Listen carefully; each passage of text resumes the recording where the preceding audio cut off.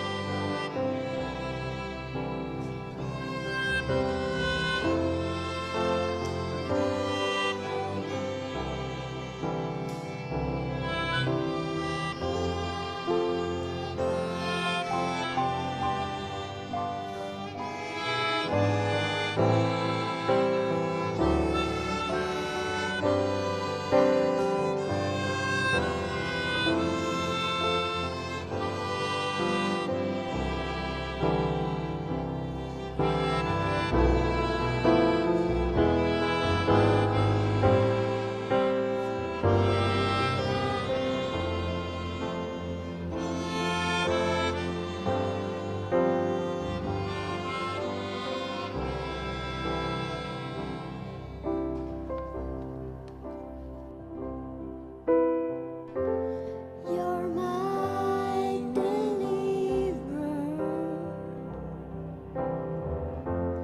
amazing grace, my fortress and my hiding place.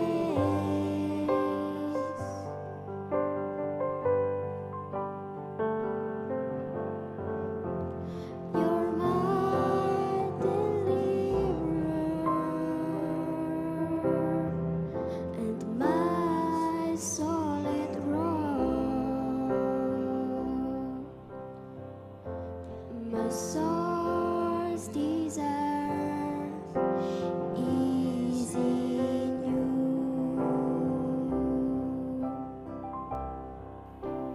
Through the storms of life, lead me to your light. Give my heart the new song when I'm weak. Make me strong by your word. Lead me into pastures of peace. Hold me close, safely rest in your arms.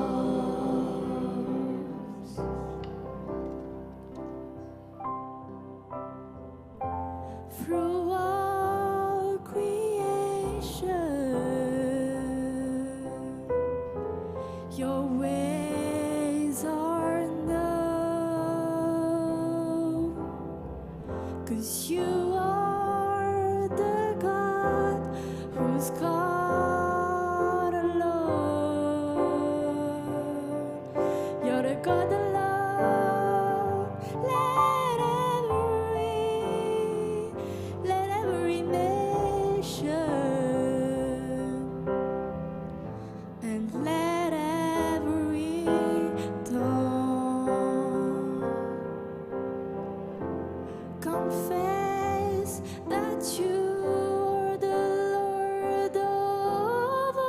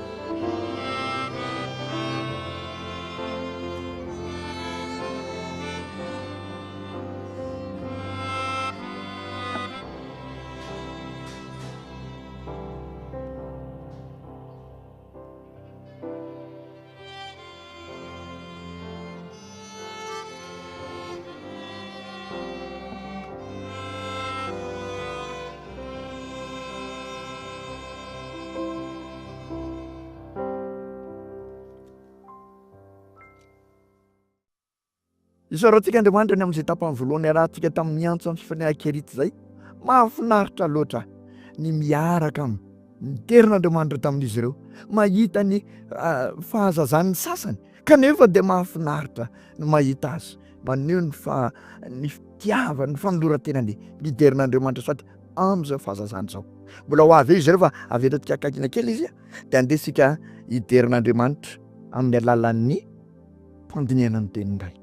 Letsika isaotra n'Andriamanitra mba azo herim-panava avao indray tika idera azy amin'ity androany ity. Ka ny salamo 7:30 no entintsika angalana torohevitra hiderin'Andriamanitra, angalana famporosiana sy fanentanana hiderin'Andriamanitra satria manana an'izany mihitsy ny soratra masina, manana famporosiana antsika sy fanentanana antsika, fitarena antsika hiderin'Andriamanitra ny soratra masina. Ka ny salamo 7:30 dia hovakintsika ny andeny voalohany sy faharoa ary ny fahatelo dia hoazavatsika kely ny tian'ny soratra masina, tian'ny boky ny salamo 7:30 hitaritana antsika hiderin'Andriamanitra. Vaky toy izao zany salamo 7:30 zany amin'ny anaran'i Jesosy. Miobio an Jehovah ianareo ry olo marina, fa mendrika ataon'ny olo mahitsy ny mpiderana. Mideran Jehovah amin'ny lokanga, miankalaza azy amin'ny valitorofolo, miraha firam-baovao azy, mitendre tsara amin'ny feo fifaliana. Zay ny andiny voalohany sy faharoa ary fahatelo amin'ity salamo 7:30 ity. Ary ahitantsika tsara ny fanasana, fitaomana antsika hiderin'Andriamanitra tsy amin'ny feo fotsiny ihany, zany hoe tsy amin'ny feo mivoaka am-bavantsika mihira ihany, fa amin'ny fitendrena ihany koa, satria dia lazaina hoe miderany Jehovah amin'ny lokanga, mankalaza azy amin'ny valitorofolo, ary aoka hitendry tsara amin'ny feo fifaliana, zany hoe ny fitendrena zava-maneno koa zany anisan'ny fiderana an'Andriamanitra. Ka raha manan-talenta amin'izany ianao, ampiasao fideran'Andriamanitra ny zava-maneno, ary ny mpihirako dia sainy satria tokony ataon'ny olo marina, ny olo mahitsy zany fideran'Andriamanitra amin'ny alalan'ny hira izany. Tena zava-dehibe zany fiderin'Andriamanitra amin'ny feo, dia ny feontsika miloatra avy ao anaty ao sy ny zava-maneno izay ampiarahantsika amin'izany feo izany. Tena zava-dehibe zany, ary misy antony enina farafaratsy natao anaty bokin'ny salamo 7:30 ity, anaovana izany antony enina. Mety mbola hita antony hafa isika raha mandalina tsara, fa antony enina ihany lazaina antsika amin'ity androany ity. Ny antony voalohany tokony hiderana an Jehovah amin'ny alalan'ny feo sy ny zava-maneno dia ny andininy fahaefatra sy ny fahatimy. Ozy izy amin'ny anaran'i Jesosy. Rehefa avy mampirisika zany mitaona manasa ny mpanao salama hideran'i Jehovah sy amin'ny fifaliana sy hitendry amin'ny fifaliana, dia ozy izy fa mahitsy ny tenin'i Jehovah ary ny asany rehetra dia mahatoky avokoa. Tia famaharinana sy rariny izy, endrika ny famiramitsoan'i Jehovah ny tany. Zay zany ny antony voalohany hanasana antsika hiderin'Andriamanitra, na isika mpihira na isika mpitendry. Mahity ny tenin'i Jehovah ary ny asany rehetra dia mahatoky avokoa. Marina sy rariny izany no toetra n'Andriamanitra, marina sy rariny ary be famindrampo. Ao amin'ny Zakaria 7:7, Zakaria 7:7 ka ny andininy 7 dia misy an'izao teny zao, manamafy zany tenin'ny mpanao salamo zany. Zakaria 7:7 andininy 7, faminaniana izy ity, fa manamafy ilay hoe rariny ary marina be famindrampo. Ozy izy amin'ny anaran'i Jesosy. Zakaria 7:7, mifaly indrindra ry Ziona zanakavavy, manaova feo fifaliana ry Jerosalema zanakavavy. Indro ny mpanjakanao avo anao, marina izy sady manam-pamonjena, malemy fanahy sady mitaingana boriky dia zana-boriky tanora. Zany ny faminanianany amin'i Jesosy Kristy zay ho avy dia ty amin'ny tany tamin'izany fotoana izany. Marina, manam-pamonjena, malemy fanahy, zany ny toetran'Andriamanitra. Ka tena tokony hiderantsika n'Andriamanitra zany araka ity salamo 7:30 ity. Ny toetrany voalohany dia izy marina, manana ny rariny, endrika mifamindrampo, ary zao mahitsy ny teniny, zay milaza ny sitrapony, mahitsy ny teniny zay milaza ny sitrapony. Ny inoty izy teo, antony faharoa koa, antony faharoa tokony hiderantsika ny Jehovah dia eo amin'ny andininy fahaenina, andininy fahaenina. Zao ny voalaza amin'ny andininy fahaenina. ny teny Jehova no nanaovana ny lanitra ary ny fofinain'ny vavany no nanaovana ny amarony rehetra. Eto indray zany ny antony faharoa idaratsika an'Andriamanitra dia Andriamanitra mpamorona nanaovana nyity zao tontolo zao ty dia ny teniny ary ny fofinain'ny vavany nanaovana ny amarony rehetra. Tena marina satria Genesis toko voalohany dia mitantara amintsika nanaovan'Andriamanitra zao tontolo zao. Izy nanao zao tontolo zao. Noho izany ny tenin Jehova ny amarony ny fofinain'ny vavany zany nanaovana ny tany amorona ny Andriamantsika. Ary Jesosy koa ny ao amin'ny Jaona toko voalohany 5 ny teny dia tonga anao ny teny dia nataontsika ary ny teny nanaovana an'izao rehetra zao Jesosy zany. Zany ny antony faharoa. Ny antony fahatelo tokony hidarantsika an'Andriamanitra amporisihany salafoteny amin'ny telopolo mba hidarantsika an'Andriamanitra dia ny 10 sy ny 12 voalaza zao ny voalaza aminaran'i Jesosy. Jehova mahafona amin'ny fisainan'ny firenena samihafa, mahatsinitsina ny hevitry ny olona izy. Ny fisainan'ny Jehova maharitra mandrakizay, ny hevitry ny fony mahatratra ny taranaka faramandiby. Eto indray zany, eto dia izao mahafona ny fisainan'ny firenena samihafa Jehova hozy izy, mahatsinitsina ny hevitry ny olona izy. Fa inona ny antony? Ny olombelona, ny firenena izay tantanan'ny olombelona dia voafetra ihany. Voafetra ihany, tsy mahalala ny ao ambadiky ny rapitso, tsy mahalala ny ato ambadika ato akory fa makatahaka fotsiny, misaintsaina fotsiny araka ny fahalalany ny zavatra efa hitany tao dia izao zany nefa tsy fantamarina zay tena zavatra mitranga ao. Voafetra ihany ny fisainan'ny olona. Fa ny Jehova kosa ny fisainan'ny Jehova kosa maharitra mandrakizay ary ny hevitry ny fony mahatratra ny taranaka faramandiby. Milaza eto zany ny toetra n'Andriamanitra izay hoe mahay ny zavatra rehetra. Hain'Andriamanitra ny zavatra rehetra, mahay ny zavatra rehetra. Omniscience ny teny frantsay. Ary amin'ny toerana rehetra, tsy voasaka ny toerana rehetra, omniprésent. Zany ny toetra n'Andriamanitra. Amin'ny toerana rehetra tsy voasaka neranera-tany Andriamanitra. Ary Andriamanitra koa mahay ny zavatra rehetra. Toetra fahatelo tokony hiderana azy zany. 14, eny an-danitra no hitsinjovan'i Jehova, mijery ny zanak'olombelona rehetra izy, eo amin'ny fonenany no hijereny azy mponina rehetra ambonin'ny tany. Eto indray zany amin'ny 14 izao avo fipetraka-Andriamanitra. Ary amin'ny manerana ny toerana rehetra azy dia avo fipetraka izy. Tena avo ary ny fipetraka-Andriamanitra dia mijery ny olona ety ambany izy. Ny Andriamanitsika dia Andriamanitra manakaiky atsika, Andriamanitra miaraka sanandro amintsika, Andriamanitra eo anilantsika. Tsy hoe any ambony any Andriamanitra dia tsy mijery ataovy zay ataonareo ao, zay tianareo atao ao. Misy foto-kevitra filozofika zay hoe deisme.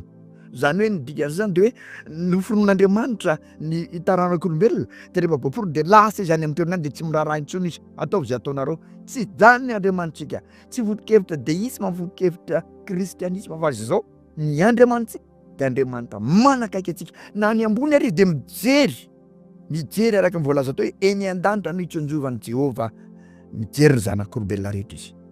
Ny Andriamanitsika dia manakaiky atsika. Ianaran'i Jesosy Immanuela amintsika Andriamanitra. Noho izany toetra tokony hiderantsika an'Andriamanitra koa minoahy ianao. Fa eo akaikinao Andriamanitra, eo anivontsika mianakavy Andriamanitra amin'izao Antsankira fiderana zao. Atany tokony andrisika tsika hidera azy isanandro isanandro. Ny 15 dia ity amin'ny 10 tsy misy mpanjaka voavonjy ny amaron'ny miaramilana. Ny olo-mahery tsy voavonjy ny haben'ny heriny. Ny soavaly tsy azo zidokino famonjena ary tsy mahavonjy ny haben'ny heriny. Tsy misy ny soratra masina miteny an'izany. Aoka tsy hitoky amin'ny olombelona isika. Aoka tsy hitoky amin'ny olombelona, ho voaozona zay mitoky amin'ny olombelona zao soratra masina. Noho izany aza mitoky amin'ny olombelona satria tsy misy olombelona ho voavonjy ny habetsahan'ny miaramilana, amaroan'ny miaramilany na voavonjy ny haben'ny heriny. Voafetra ihany ny zanak'olombelona, voafetra ihany. Fa Andriamanitra kosa dia azo ianteherana zato isan-jato.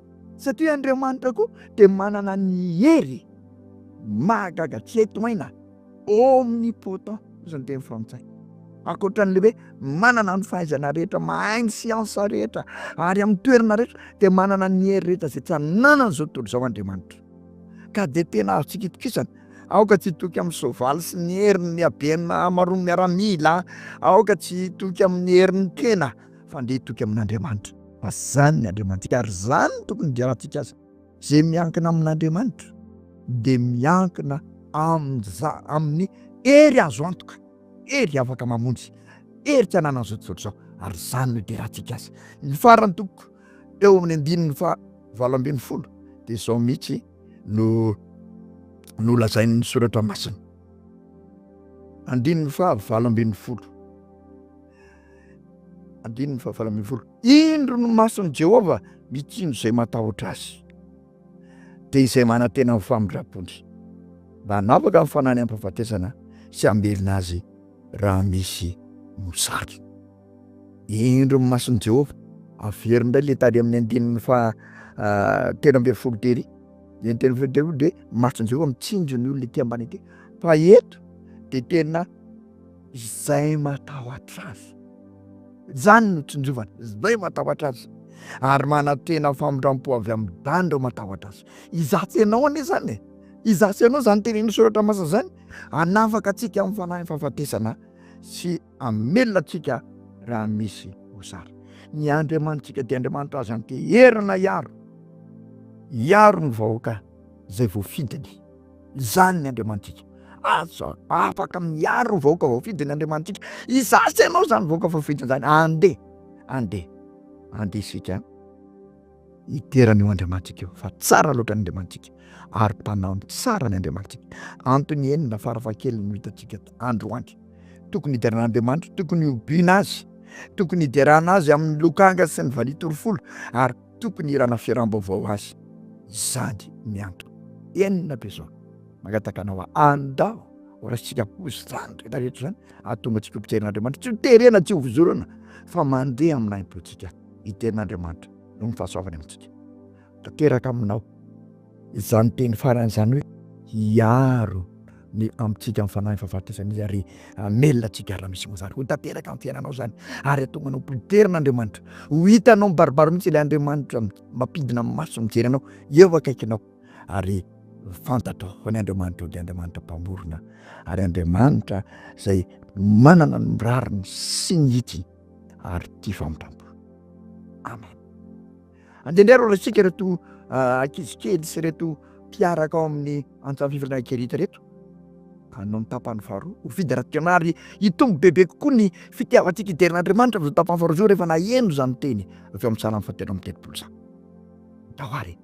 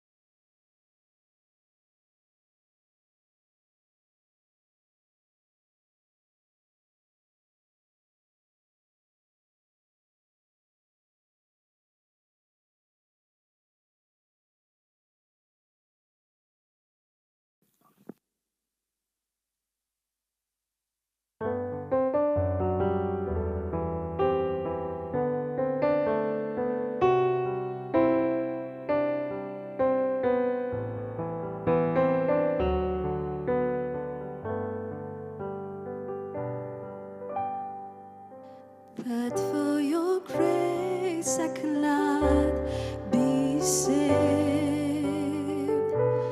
But for your grace I will go my way. I'm forever grateful that you have been faithful to me, Lord, for your amazing grace.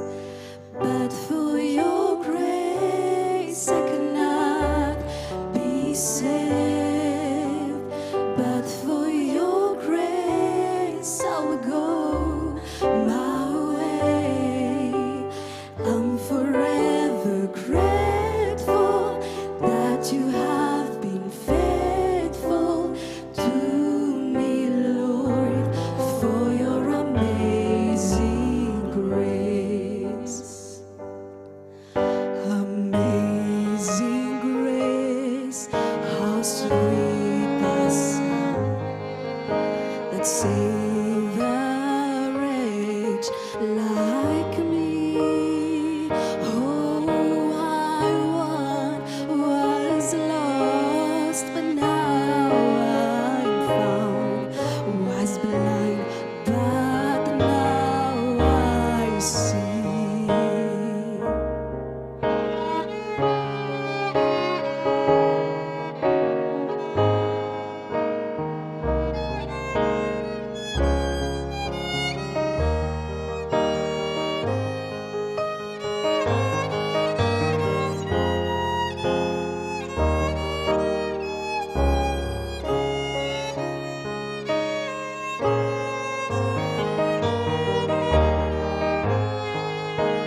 But for your grace I cannot be saved. But for your grace I'll go my way. I'm forever grateful that you have been faithful to me, Lord, for your amazing grace. But for your grace I cannot be saved. But for your grace I'll go my way. I'm forever grateful that you have been faithful to me, Lord, for your amazing grace. For your amazing grace, for your amazing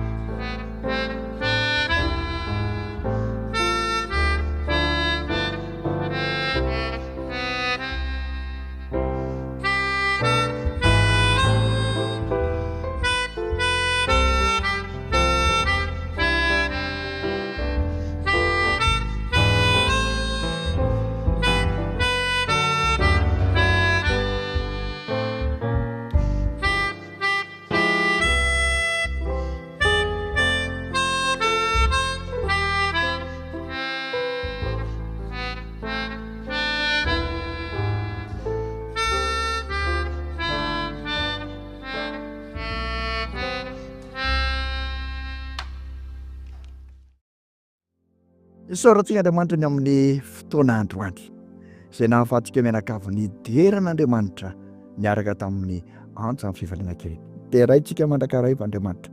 Mentsika voninahitra foana Andriamanitra. Asandratsika foana ny anarana. Tsy mitsahatra manao izany satria mendrika azy loatra izany.